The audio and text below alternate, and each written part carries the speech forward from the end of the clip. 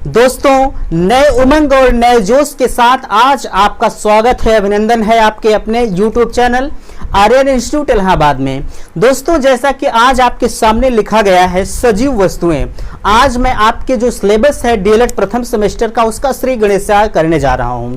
ठीक ना, आज से आपका सेमेस्टर जो चलेगा उसकी जो अनवरत क्लासें मैंने कहा था आपसे कि मैं आपका अनवरत क्लास आपके सामने दूंगा। ठीक ना, तो आज उसी के परिप्रेक्ष्य में आपके सामने उपस्थित हूं। आज से आपका सिलेबस हमने स्टार्ट कर दिया है। ठीक ना, तो आपके सामने लिखा गया है, आज हम साइंस को शुरू करने जा रहे हैं। सबसे पहले मैं साइंस से शुरुआत करूंगा। एक चीज आप जानिएगा, साइंस का जो पहला चैप्टर है उस पहले चैप्टर को मैंने छोड़ रखा है। छोड़ने का कारण यह था कि आप उसे थ्योरेटिकल समझेंगे तो ज्यादा मजा आएगा। उसमें सिर्फ आपको पढ़ना है, उस चैप्टर से आपके एग्जाम में सवाल नहीं पूछे जाते हैं। ठीक ना, देखिए मैं आपको जो ज्यादा इंपॉर्टेंट चीजें होंगी उसी को मैं बताने का ज्यादा आपके प्रयास करूंगा। ठीक ना, तो उम्मीद करते हैं वीडियो आज आपका पसंद आएगा। भैया मैं आपका फीडबैक जरूर लेना चाहूंगा। आपसे रिक्वेस्ट है, विनती है कि आप मुझे यह कमेंट करके जरूर बताइएगा कि सर आपका पढ़ाने का तरीका समझ में आ रहा है, मुझे अच्छा लग रहा है। ठीक ना, यही मेरा रिक्वेस्ट है, आप इस कमेंट को जरूर बताइएगा, क्योंकि आपका फीडबैक ही मुझे ओत प्रोत करता है कि मुझे कैसे क्या करना है। अगर पसंद आता है तो आप बताइएगा, अन्यथा की स्थिति में तब भी आप बताइएगा, मैं और सुधार करने की कोशिश करूंगा।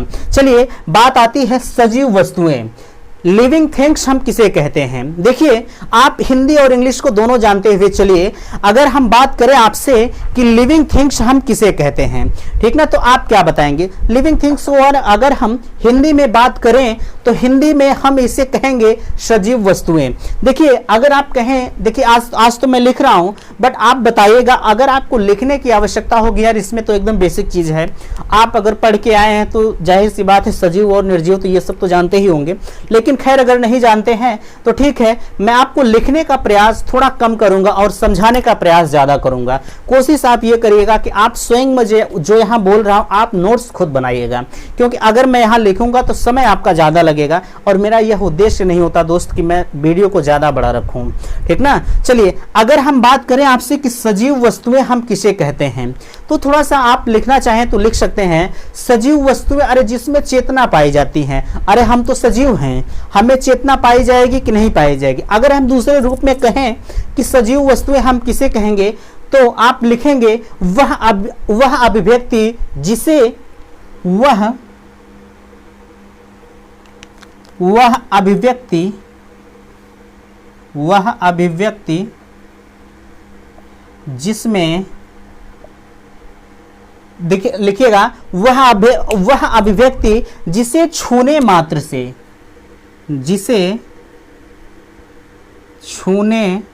मात्र से चेतना का विकास हो, चेतना का विकास हो।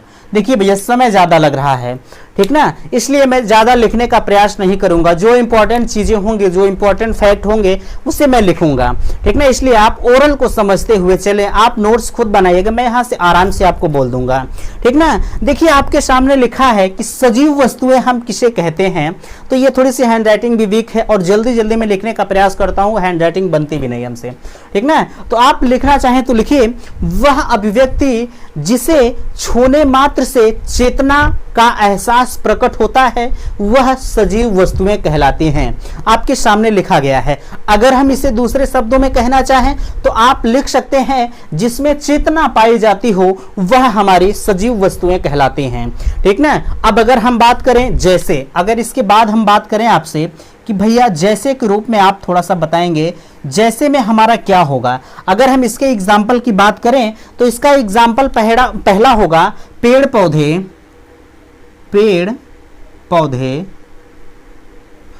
पौधे, उसके बाद आप आ जाइए जंतु पर।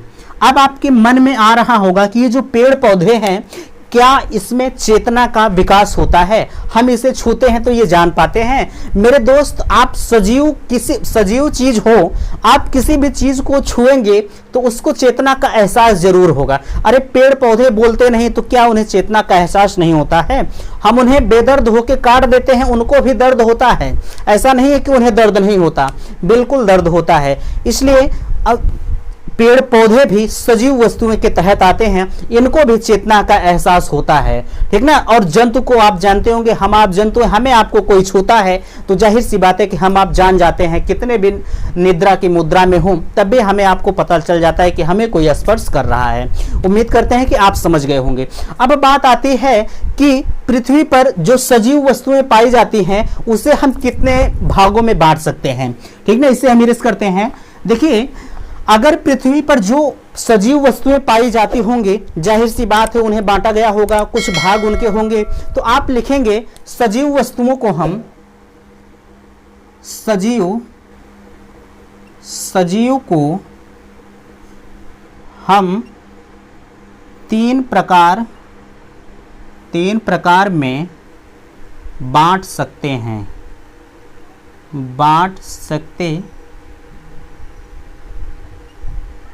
देखिए, सजीव वस्तुएं जो होती हैं उन्हें हम तीन प्रकार से या तीन प्रकार में विभाजित कर सकते हैं या बांट सकते हैं। अब आपके मन में आ रहा होगा कि भैया आप कैसे सजीव वस्तुओं को तीन प्रकार में बांट देंगे। देखिए, अगर हम आपसे कहें कि सजीव वस्तुओं को आप कितने प्रकार में बांटेंगे, तो देखिए पृथ्वी पर जो भी पदार्थ पाए जाते हैं, नहीं यहां सजीव मत लिखिए, पदार्थ लिखिए, पदार्थ, यहां पदार्थ आप लिखिए,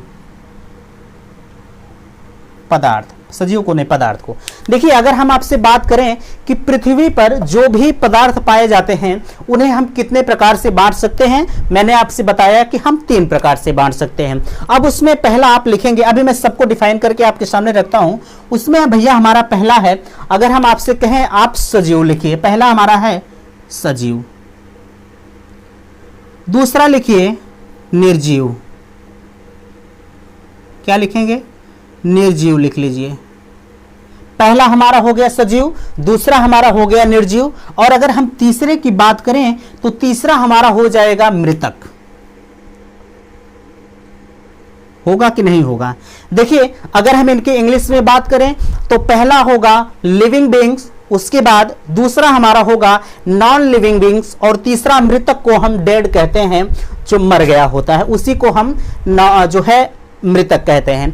अब सबसे बड़ा मुद्दा हमारा यहां खड़ा होता है कि भैया सजीव हम किसे कहते हैं। तो मैंने अभी आपको सजीव के रूप में, सजीव के बारे में चर्चा किया कि जिसमें चेतना मात्र का एहसास पाया जाता हो उसे हम सजीव कहते हैं, ठीक है। तो अगर यहां हम बात करें आपसे कि सजीव जो होते हैं वह कैसे होते हैं, ठीक ना, तो जैसे हम और आप हैं, इसमें हम आपको प्रकार बताएंगे। मैंने सजीव की परिभाषा आपको बहुत अच्छी तरह से समझाने का प्रयास किया। आप यहां लिखेंगे, लिख सकते हैं जैसे मनुष्य हो गया, यहां लिखेंगे मनुष्य, अगला हाथी लिख लीजिए। इसी तरह से आप एग्जाम्पल के तौर पर लिखते हुए चले जाएं, मनुष्य हो गए, आपके हाथी हो गए, पेड़ पौधे हो गए, बिल्ली हो गई, कुत्ता हो गया, गधा हो गया, आप सभी को लिख सकते हैं। इनमें जीवित रहने, जो ये पेड़ पौधे जब तक भैया जीवित रहेंगे, अरे ये मनुष्य मर गया तब तो वो मृतक के समान हो गया, हाथी मर गई तब तो वो मृतक के समान हो गई। मीन्स मेरे कहने का मतलब ये है कि सजीव वस्तुएं जब तक जीवित रहती हैं, पेड़ सूख जाता है तो वो मर जाता है, ठीक ना, पेड़ सूख जाता है तो वह मर जाता है, वह सजीव नहीं रह जाता है, ठीक ना। तो जब तक ये जीवित रहती है तब तक इन्हें हम जीवित वस्तु कहते हैं या सजीव कहते हैं। मर जाने के बाद कोई चीजें, सब चीजें मृतक हो जाती हैं। उम्मीद है कि आप समझ गए, ठीक ना। सजीव जैसे, क्योंकि जो सजीव होते हैं, अगर हम इनके थोड़ा सा इनके ऊपर जो है और चर्चा करें तो जो सजीव होते हैं इनमें वृद्धि, ठीक ना, इनमें सजीव में वृद्धि पाई जाती है, पोषण मीन्स न्यूट्रिशन पाया जाता है, श्वसन होता है मीन्स रिस्पिरेशन होता है, इनके ये गुण होते हैं सजीव के। हमारी वृद्धि होती है, हमारा न्यूट्रिशन मीन्स पोषण होता है, हम श्वसन करते हैं, प्रजनन करते हैं मीन्स रिप्रोडक्शन होता हमारा है। उसके बाद निश्चित जीवन चक्र मीन्स हमारे जो जीवन की लाइफ साइकिल एक होती है, लाइफ साइकिल इत्यादि चीजें हमारे जीवन के कुछ सामान्य लक्षण होते हैं, ठीक ना। अगर सामान्य लक्षण, अभी मैं आगे थोड़ा सा और इस पर डिस्कस करूंगा कि सामान्य लक्षण के अंतर्गत क्या क्या आएंगे, तो उसमें और आप अच्छे से समझने का प्रयास कीजिएगा, बट अभी इतना समझिए। देखिए, अगर हम आगे बात करें आपके कि यहाँ निर्जीव क्या होते हैं, उम्मीद है कि आप इसे समझ गए होंगे। देखिए भैया, मैं लिख नहीं रहा हूं, अगर आपको लिखने लिखने की आवश्यकता होगी तो आप कमेंट करिएगा, मैं नेक्स्ट अपने अगले लेक्चर से आपको लिख के बताने का प्रयास करूंगा, ठीक ना। खैर अभी आज कम से कम आप देखिएगा, आपको जो अच्छा लगे आप उसी को बताइएगा। खैर मैं इतने अच्छे से यार आपको समझा रहा हूं, उम्मीद है कि इसी लेक्चर से आपका काम चल जाएगा, ठीक ना। लिखने के तो आप स्कूल भी जाएंगे, वहां तो टीचर लिखाएंगे ही। खैर चलिए बात आती है निर्जीव की। निर्जीव हम किसे कहते हैं? अरे निर्जीव भैया ये हमारा क्या है, मार्कर हमारा क्या है, ये घड़ी क्या है, मेरा कपड़ा क्या है, ये सब निर्जीव चीजें हैं। अरे जिसमें जान ना पाया जाए, ठीक ना, जिसमें जान ना पाया जाए वही हमारी निर्जीव होती हैं, ठीक ना। जैसे अगर हम इसमें बात करें, ये मार्कर हमारा हो गया, मिट्टी हो गई, हमारा मोबाइल फोन हो गया, ये स्टैंड हो गया, जो भी चीजें हमारे इर्द गिर्द में दिख रहे हैं, जैसे कुर्सी हो गई, पंखा हो गया, ये सब चीजें हमारी निर्जीव के अंतर्गत आएंगे, ठीक ना। और इसमें विभिन्न प्रकार के पदार्थ होते हैं, ठीक ना। उस पदार्थ में अगर हम बात करें, आपसे इंपॉर्टेंट चीज है, इसे आप लिख लीजिएगा, नौशादर। नौशादर क्या? नौशादर, यह आपके केमिस्ट्री का चीज है। नौशादर, इसका फार्मूला होता है NH4Cl। क्या होता है? NH4Cl, ये फार्मूला आप लिख लेंगे। और आपके बुक में दिया गया है फिटकरी, जिसे हम पोटाश एलम के नाम से जानते हैं, ठीक ना। यहां आप लिखेंगे फिटकरी, फिटकरी, ठीक ना। इसे हम पोटाश एलम के नाम से जानते हैं, पोटाश एलम, ठीक। पोटाश एलम के नाम से हम फिटकरी को जानते हैं। अगर हम इनके फार्मूले की बात करें तो इनका फार्मूला होता है K2SO4, K2SO4। देखिए K2SO4 Al2SO4, Al2 ब्रैकेट में SO4, ठीक, इतना हो गया।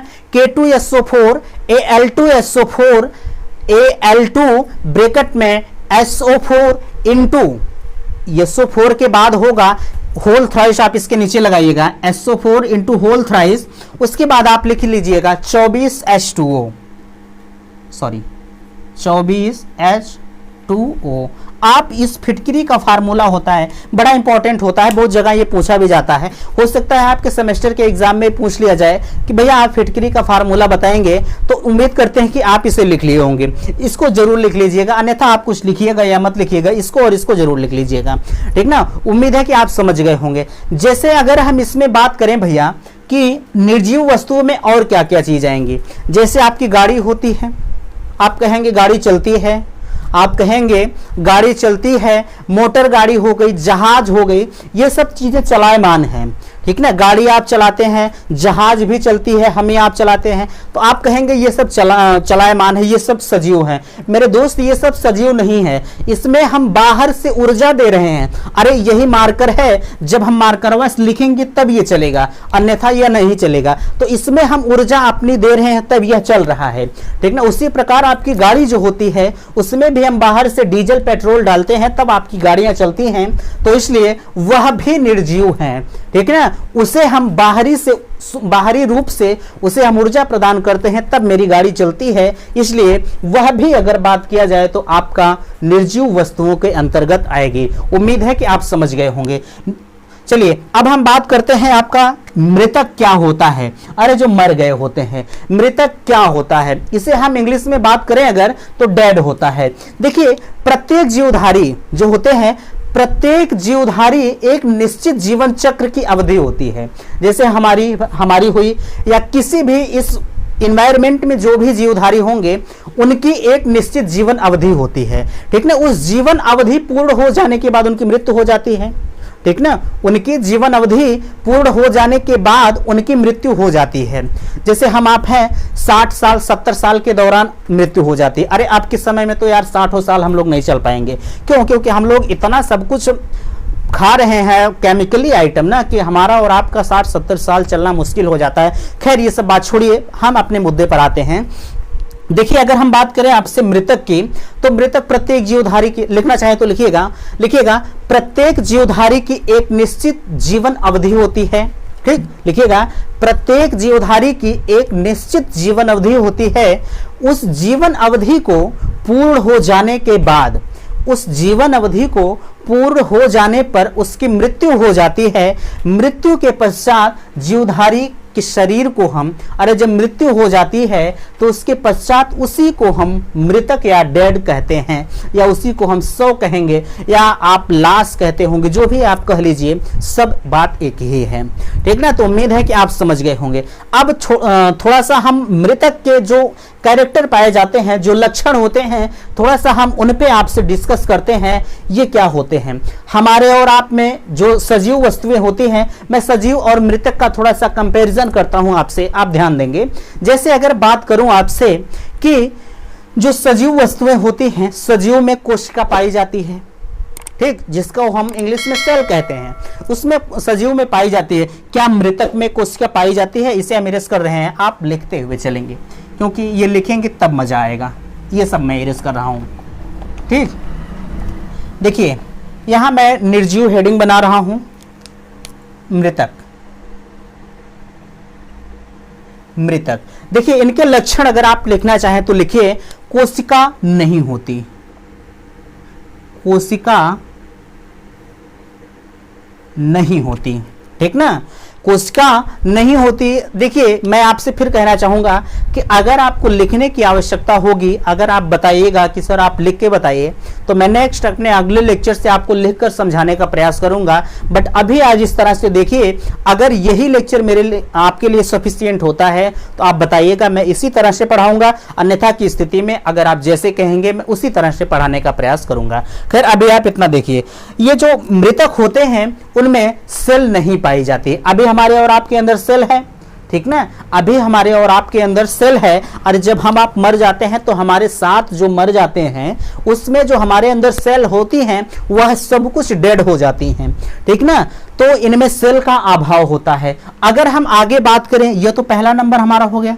अगर हम दूसरे नंबर की बात करें तो क्या इनमें विकास होता है? जो मृतक होते हैं क्या इनमें, यह तो मर चुका है, यह निर्जीव वस्तु है, निर्जीव भी मृतक के समान होता है, क्या इनमें विकास होगा? अरे विकास कदापि नहीं होगा। हमारे और आपके अंदर विकास होगा, सजीव वस्तुओं के अंदर विकास होगा, ठीक ना, लेकिन भैया इनके अंदर विकास नहीं होगा। तो यहां आप लिख लीजिए विकास, विकास नहीं होता है। ठीक ना, उम्मीद है कि आप समझ रहे होंगे। फिर अगला अगर हम कैरेक्टर इनकी बात करें तो क्या इनमें श्वसन, क्या इनमें श्वसन पाया जाता है? श्वसन को इंग्लिश में हम कहते हैं रिस्पिरेशन।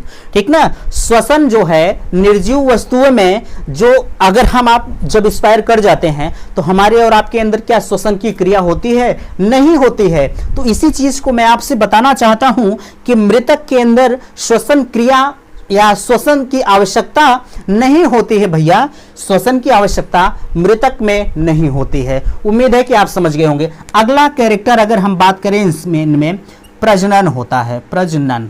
ठीक ना, प्रजनन होता है, इसी को हम कहते हैं रिप्रोडक्शन। ठीक ना, इनमें प्रजनन नहीं होता है। हमारे और आपके अंदर प्रजनन होगा, हम आप अभी जीवित हैं, हम आप जब मर जाएंगे तो हमारे और आपके अंदर भी प्रजनन की क्रिया नहीं होगी। उसी प्रकार ये मृतक हैं, मृतक के अंदर प्रजनन की क्रिया नहीं होती है। ठीक ना, अब बात आती है कि मृत्यु का अनुभव। ठीक, सबसे बड़ा इंपॉर्टेंट ये चीज लिखिएगा 5 नंबर पर, मृत्यु का अनुभव। यहां आप काट लीजिए, यहां काट लीजिए और यहां भी काटे ही दीजिए। ठीक ना, क्या आप जरा सा बताएं, क्या जो इंसान मर जाता है या जो जानवर मर जाता है, अगर उन्हें हम फिर से उसी जगह से काटें तो क्या उन्हें जो है मृत्यु का अनुभव प्राप्त होगा? अरे बिल्कुल नहीं होगा। यह मार्कर है, यह मार्कर है, ये भी मरे हुए के समान है। अगर इसे हम 20 टुकड़ा काट डालें तब भी इसे आभास नहीं होगा। ठीक ना, मृत्यु का अनुभव नहीं होगा। तो उसी प्रकार मृतक होते हैं, मृतक को भी मृत्यु का अनुभव नहीं होता है। ये सब इनके कैरेक्टर हैं, किसके? मृतक के कैरेक्टर हैं। तो आपके एग्जाम में आपसे पूछा जा सकता है कि आप जो है ये 1 या 2 नंबर के जो है सवाल में पूछा जा सकता है कि आप मृतक के कुछ लक्षण के बारे में प्रकाश डालें। ठीक ना, तो अगर आप इन सभी को जानते रहेंगे, जाहिर सी बात है कि आप उतने समझदार हैं, सेंसिटिव हैं कि आप समझ सकते हैं, तो आप इसको बहुत अच्छी तरह से कर लेंगे। और आगे हम बात करते हैं, कुछ सजीव के लक्षण होते हैं, उस सजीव के लक्षण के बारे में हम आपसे बात करते हैं, इसे हम करते हैं इरेज। ठीक ना, जैसे अगर हम कहें आपसे सजीव, यहां आप इसे इरेज कर दीजिए, आप हेडिंग बना ही लिए होंगे, सजीव के लक्षण, सजीव के लक्षण, ठीक ना। देखिए अगर हम बात करें आपसे कैरेक्टरिस्टिक ऑफ लिविंग्स, ठीक ना, सजीव के लक्षण, इनमें आप पहला लिखेंगे निश्चित आकार एवं माप। इसे हम लिख के बताएंगे, थोड़ा सा समय भले ज्यादा लगे लेकिन इसमें हम लिख के आपको बताने का प्रयास करेंगे कि निश्चित आकार एवं माप, निश्चित आकार एवं माप, ठीक, निश्चित आकार एवं माप। देखिए होता क्या है कि अभी तो हम आप जो है जीवित हैं, ठीक ना, हमारे और आपके अंदर एक निश्चित आकार होगा, हम और आप एक निश्चित अवधि तक जीवित रहेंगे, ठीक ना, हमारे और आपकी एक निश्चित अवधि होती है, उस अवधि के दौरान हम आप जीवित रहते हैं। इसमें निश्चित, सजीव में निश्चित आकार होता है, जैसे ऐसा तो नहीं कि हमारे अंदर हमारे हाथ में 5 अंगुलियां हैं, ये एक अंगुली इतनी बड़ी हो जाए, एक अंगुली इतनी छोटी हो जाए, एक निश्चित आकार होता है जिसकी जिस प्रकार जो है आकार है वह हमारी उंगलियां उसी प्रकार से हैं। ऐसा नहीं कि एक अंगुली छोटी हो गई, एक अंगुली कट गई, अरे जो है कट पिट जाए तो उसकी बात अलग है, लेकिन नियमतः अगर देखा जाए तो जो उंगली जितनी बड़ी नियम से होनी चाहिए, देखिए है कि नहीं है, सारी उंगलियां तो एक समान है नहीं, तो इसमें यही कहा जा रहा है कि एक निश्चित आकार होता है सजीव में और इनका एक माप भी होता है, ठीक ना। उम्मीद है आप समझ गए होंगे। कोशिकीय संरचना, देखिए कोशिकीय संरचना, देखिए कोशिकीय संरचना क्या होती है। देखिए सेलुलर स्ट्रक्चर, अगर हम इसकी इंग्लिश आपसे कहना चाहें तो आप लिखना चाहें तो लिख सकते हैं सेलुलर स्ट्रक्चर होती है इसकी इंग्लिश। अगर हम इसमें आपसे बात करें कि यह कोशिकीय संरचना क्या होती है, तो हमारी आपकी शरीर जो है बहुत सारी कोशिकाओं से मिलकर बनी होती है। तो सजीव का एक लक्षण ये भी होता है कि सजीव में कोशिकीय संरचना पाई जाती है, ठीक ना, कोशिकीय संरचना सजीव में पाई जाती है। और अगर हम अब लिखेंगे नहीं, आप थोड़ा सा देखेंगे, सुनते हुए चलेंगे। अगर हम तीसरे नंबर, चूंकि वीडियो थोड़ा सा बड़ा हो रहा है, ठीक ना, अगर हम तीसरे नंबर की बात करें आपसे कि शारीरिक संगठन, बॉडी ऑर्गेनाइजेशन क्या होता है, ये 3 नंबर आप यहां लिखेंगे। बॉडी ऑर्गेनाइजेशन क्या होता है, बॉडी शारीरिक संगठन जो होता है, हमारे और आपके शरीर की एक बनावट होती है, ठीक ना, हमारे और आपके शरीर की एक बनावट होती है। हाथी का बच्चा हाथी होगा, मनुष्य का बच्चा मनुष्य होगा, ऐसा नहीं कि मनुष्य का बच्चा हाथी हो जाएगा, हाथी का बच्चा मनुष्य हो जाएगा, ठीक ना। तो हमारे और आपके शरीर की एक बनावट होगी, उसी से तात्पर्य शारीरिक संगठन से है। उपापचय, मेटाबॉलिज्म, अगला आपका है रिस्पिरेशन, ठीक ना, रिस्पिरेशन श्वसन जो होता है आपका, अगर हम इसकी इंग्लिश कहें तो रिस्पिरेशन होता है श्वसन। हम आप अपने दैनिक जीवन में श्वसन क्रिया करते हैं, ऑक्सीजन को लेते हैं और कार्बन डाइऑक्साइड को छोड़ते हैं, यही हमारा श्वसन कहलाता है। मृतक चीजें जो है, मृतक में श्वसन की क्रिया नहीं पाई जाती है जब वो मर गए होते हैं, ठीक ना। अगला है पोषण, न्यूट्रिशन, आप सीरियल से लिखते हुए चले जाएंगे। अगला आप लिखेंगे पोषण, कौन सा नंबर है आप लिख लीजिएगा। पोषण, हर सजीव का पोषण होता है, न्यूट्रिशन हम इसे इंग्लिश में कहते हैं। अगला होता है वृद्धि। अगर हम वृद्धि की बात करें तो वृद्धि को हम ग्रोथ कहते हैं, ठीक ना। देखिए वृद्धि जो आपकी होती है, हमारी भी एक निश्चित अवधि तक वृद्धि होगी। ऐसा नहीं कि हम पूरे, जब अगर 50 साल तक हम जीवित हैं तो 50 साल तक हम अनवरत बढ़ते नहीं हैं। एक निश्चित जीवन अवधि होती है, उस जीवन अवधि के बाद हमारी जो ग्रोथ होती है वह रुक जाती है, ठीक ना। जो हमारी ग्रोथ होती है, वृद्धि होती है, वह रुक जाती है और उसके बाद हम ग्रोथ नहीं कर पाते हैं, तो इसी से तात्पर्य हमारा ग्रोथ से है। अगला उत्सर्जन होता है। उत्सर्जन का अगर हम इंग्लिश आपसे कहें तो इसका तात्पर्य एक्सक्रीशन से है, ठीक ना। अगला क्या है, गति। सजीव होते हैं, हम हैं, हम यहाँ आपको डोल चल चल कर पढ़ा रहे हैं, या अगर हम देहाती में कहें तो डोल डोल कर पढ़ा रहे हैं, ठीक ना। तो सजीव का एक लक्षण यह भी होता है कि इसमें मूवमेंट मीन्स गति पाई जाती है। निर्जीव, यही अगर इस मार्कर को हम यहीं रख देंगे तो जाहिर सी बात है यह गति नहीं कर पाएगा जी, जब तक हम इसमें ऊर्जा नहीं लगाएंगे, ठीक ना। अगला क्या है, प्रजनन।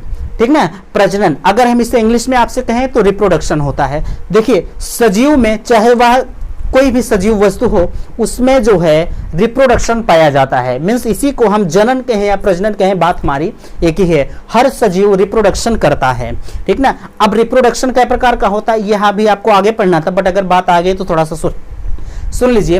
रिप्रोडक्शन हमारा दो प्रकार का होता है। एक और होता है vegetative reproduction, but vegetative reproduction जो होता है वह पौधों में पाया जाता है। मनुष्यों में जो जीव जंतु हैं उसमें दो प्रकार के जनन होते हैं। सेक्सुअल रिप्रोडक्शन अगर हम इसे कहें कि लैंगिक जनन, और अगर हम इसी को अगला कहें एसेक्सुअल रिप्रोडक्शन, मीन्स इसको अगर हम इंग्लिश में कहेंगे तो अलैंगिक जनन होता है। और वेजिटेटिव रिप्रोडक्शन वर्धी जनन होता है, ठीक ना। अब लास्ट में बात आती है कि जो है लाइफ साइकिल, मींस जीवन चक्र। हमारा और आपका एक निश्चित जीवन चक्र होता है। उस जीवन चक्र के दौरान हम आप अपने दैनिक क्रियाओं को करते रहते हैं, इसी को हम लाइफ साइकिल कहते हैं। तो उम्मीद करते हैं कि आज का यह लेक्चर आपको पसंद आया होगा।